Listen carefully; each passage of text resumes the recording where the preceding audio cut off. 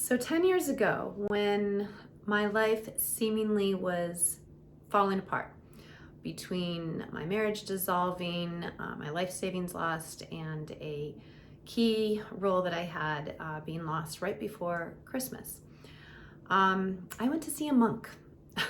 A monk in the desert here in Arizona. One might ask, why was that a move that I made? But someone had a photo of themselves with someone that looked like the Dalai Lama to me. And I asked about, wow, when did you meet His Holiness? And they said, no, that's a Japanese monk who happens to be visiting here. Would you like to go see him? And when your life implodes, you think, sure, I'll go see a monk. So that's what I did. And some of you know this story, but it was one of the most profound moments of my life where I met with him, and they didn't know that I spoke Japanese, but as he spoke in Japanese and I listened to his words, it profoundly shifted what I thought about in terms of the known and the unknown in my life. And here's what he said.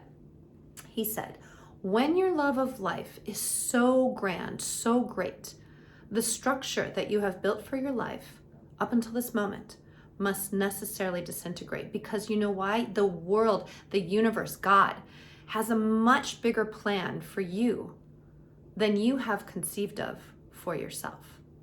And so it is not your job to fill that space. Do not be in a rush to fill that void of everything that is dissipating away. Actually, your job is just simply to say, thank you. What's next? And to follow that calling.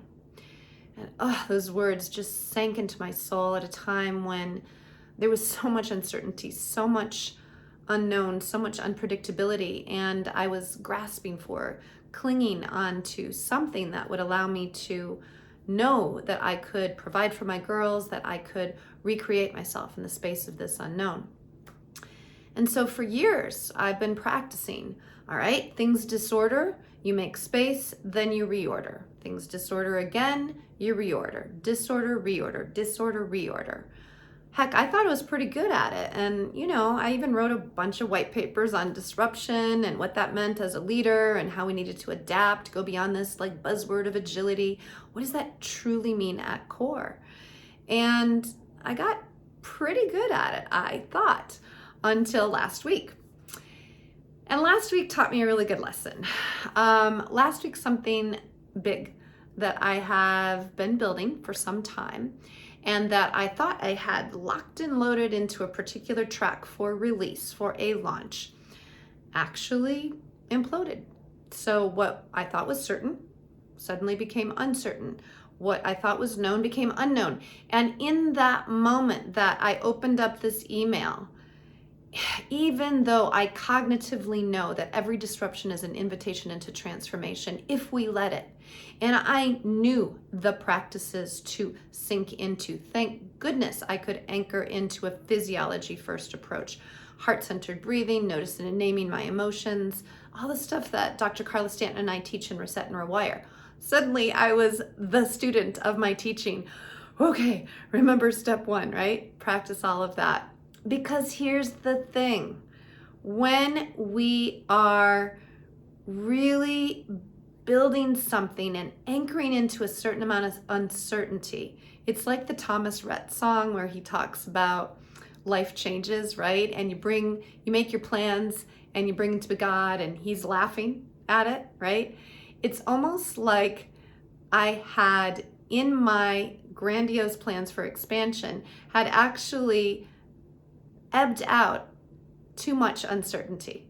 It's like I had planned something without the space to adapt as things evolve. And as I felt the shock, the loss, the grief, all the emotions that you feel when you get disrupted, right? Sadness, loss, grief, anger, frustration, the whole gamut. I knew what to do to calm my nervous system. I was still getting triggered by remembrance of that time 10 years ago and what that disruption meant to me. And they were little tendrils of energy that still needed to be released to allow more space for something bigger to be born.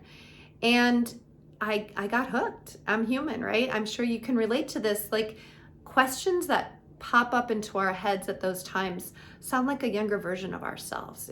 There was a moment where I was like, come on, when does it get easier, right?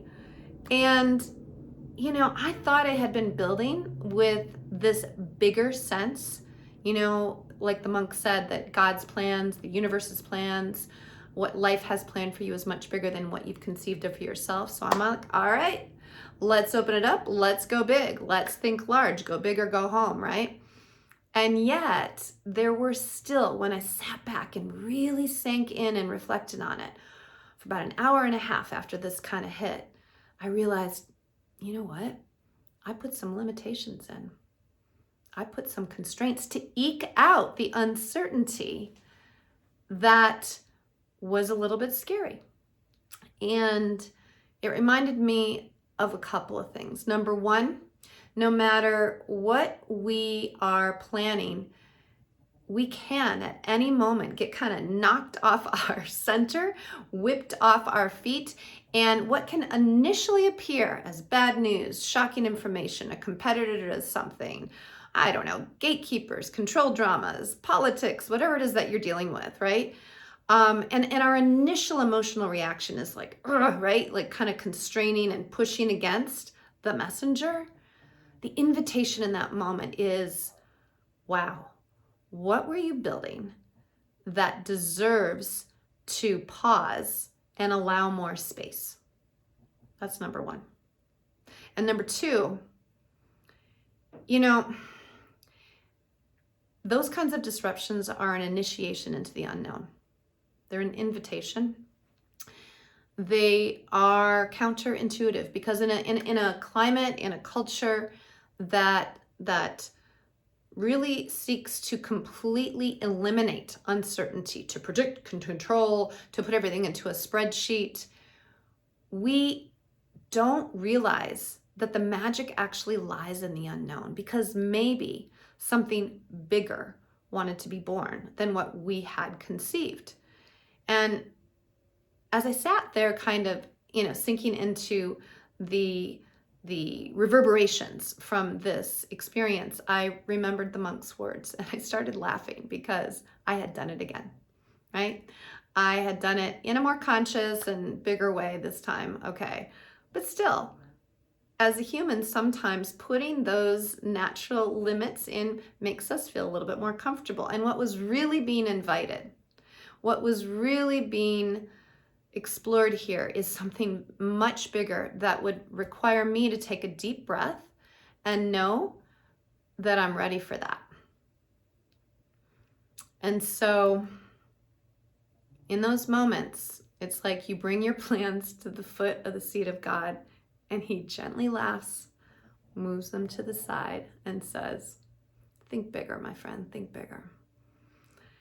And so I know that I stand for the power of love over fear. I know that I stand for possibilities over constraints, for reinvention over retrenchment. And I'm going to go bigger, and I'm going to go bolder. How about you? Where might you be limiting yourself? And how might any kind of shock or uncertainty be inviting you into tossing those plans that you've brought before God and listening to that gentle nudge into something more expansive? I look forward to hearing what you come up with.